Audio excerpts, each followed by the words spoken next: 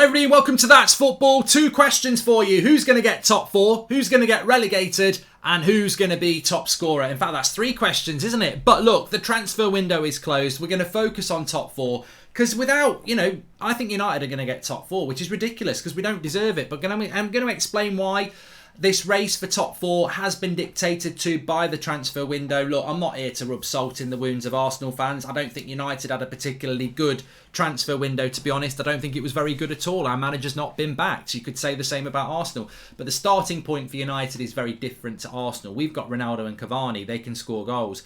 You've got Lacazette and Nketiah. It's not enough, is it? And I think Arsenal will find that very, very difficult. But shockingly interesting how this top 4 race could be resolved in February. I don't know whether you've realised this, but again, it feels like I'm attacking Arsenal fans here. I suppose I am. Well, I'm not actually.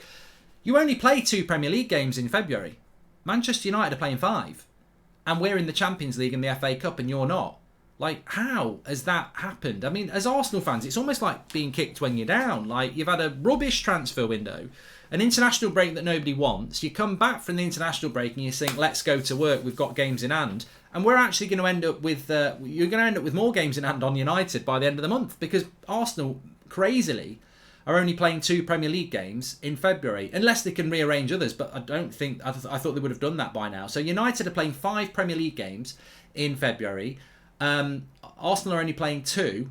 Spurs and West Ham are playing 4. So I think what's the reason I would say United are favourites, not just because they've got the better squad, is because points on the table are very important. And when you look at the league table at the moment, Manchester United currently have 38 points. They've played 2 more games than Spurs, who've got 36 points, and 1 more game than Arsenal, who've got 36 points. And they've played 1 game less than West Ham, who've got 37 points. So everybody's separated in this 4th race battle by 2 points, but there's varying games in hand. Now, the interesting thing is, by the end of the month, Arsenal, who've got 1 game in hand on Manchester United, will have 4 games in hand on Manchester United. And Spurs, who've got 2 games in hand on Manchester United, will have 3 at the end of the month. But Manchester United, conceivably, could be as many as 10 points clear of both those clubs. Even more. I mean, doing the maths, United have got 38 points. If they win those 5 games, they'd have 53 points. 53 points. Obviously, Arsenal could only have 42, so they could be 11 behind. And Spurs playing 4 from 36 would have 45. No, so Spurs, if they win their games and United win their games, would be about 6 points off. But it's a worrying thing for because I remember a few weeks ago when Arsenal were clear of United by about 6 points, and people were going, well, we've got games in hand, and I'm like, I'd rather have points on the board. And I think this top 4 race really could be not resolved, but huge strides could be taken in February, because it's soul destroying when a team starts to pull further and further away. So this February is massive for Manchester United. And United play Burnley away in their next Premier League game, then they've got Southampton, Brighton at home, Leeds away, Watford at home. So look, they'll drop points. I'm sure we will drop points, but it's not inconceivable that we could win a lot of those games as well. And with Arsenal only playing 2 games, and one of them is Wolves away, I mean, the great thing about games in hand is people go, wow, we've got games in hand, but the reality is those games in hand may be difficult. Like Spurs' next 4 games, well, one of them is Man City away, so that's basically 3 points in the bin, isn't it? So there's a real opportunity for United by the end of February to, all right, be giving quite a few games in hand away, but actually have a big gap, and I think they need to have that gap. The flip side of the coin is they could lose a few and end up being 7 points ahead of Arsenal, but Arsenal have got 4 games in hand, and in which case you're in a bit of trouble there. And 5 games in hand, isn't it? So I think the race for top 4 at the moment looks like, logically, if you were going to take a punt, it would be Manchester United. I don't think Arsenal's transfer windows helped them.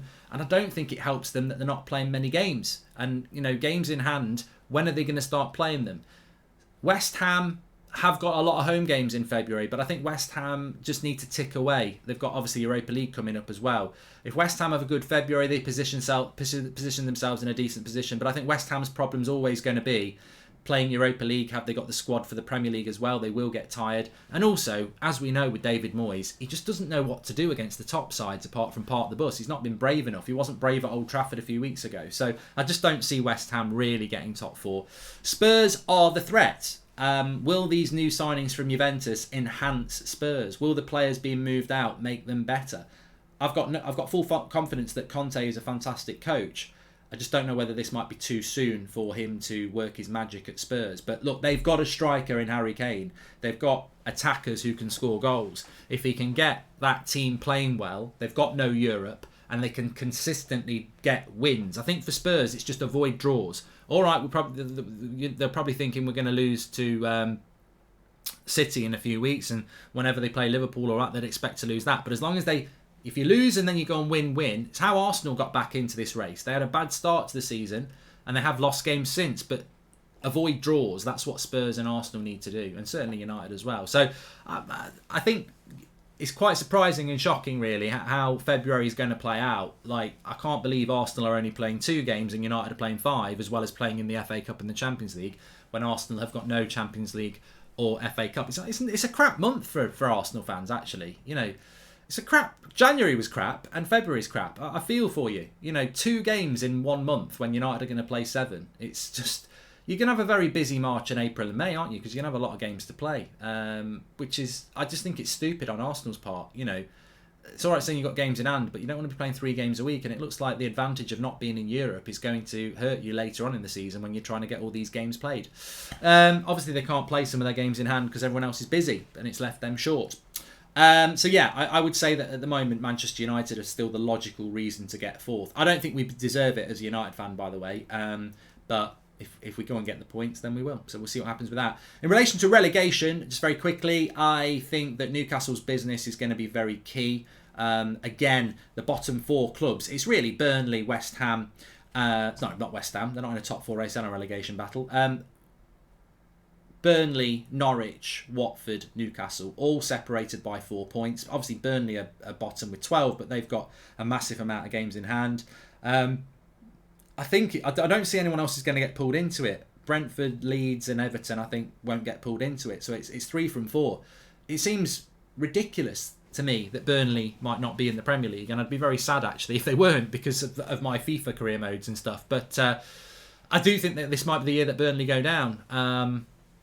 Weghorst is a good signing as a replacement for Wood, but Wood's now at Newcastle, who've bought a whole back 4, really, and a good holding midfielder. I just think Newcastle will start to get some momentum now, and I think that, you know, Newcastle at Christmas with the points they had really should be getting relegated, but fortunately for Newcastle, the 4 other teams were having such a bad season as well that I think Newcastle now should be able to climb their way out, and I think that that's what will happen. I think it will be Burnley, Norwich and Watford who go down. As for the top goal scorer at the moment, I mean, it's Salah. It's quite an easy one. Salah's got 16 Premier League goals. Jota is second with 10, and Jamie Vardy is third with 9. So I think if you went for Salah as the Golden Boot winner at the start of the season, you're going to be very, very right. I think I went with Lukaku, who I can't even find anywhere. He's not even on the page, so there is no Lukaku there. Ronaldo's got 8, but I mean, look, you can close a 6-goal gap, and I think if anyone was going to do it, I'd probably say an outsider would be Ronaldo, but he's got half the goals Salah is, and I think Salah's going to keep scoring lots of goals, so I think it's easy to say that it will be Salah. So get your comments in below. Who's going to get 4th place? Who's going to get relegated? And who's the top scorer going to be? Get your comments in below, and get your comments in general. Are you surprised as to how many games in hand Arsenal are going to have because they're hardly playing in February? And do you think, like I do, that February has a massive impact on who will get 4th place? And probably an unfair impact, because, you know, one thing is United have done quite well out of this. We're getting our games played and we're getting points on the board, hopefully. And I think that's a psychological blow for everyone who's chasing us. Let's wait and see. Smash a like on the video. Make sure you subscribe. I'll speak to you all in a bit.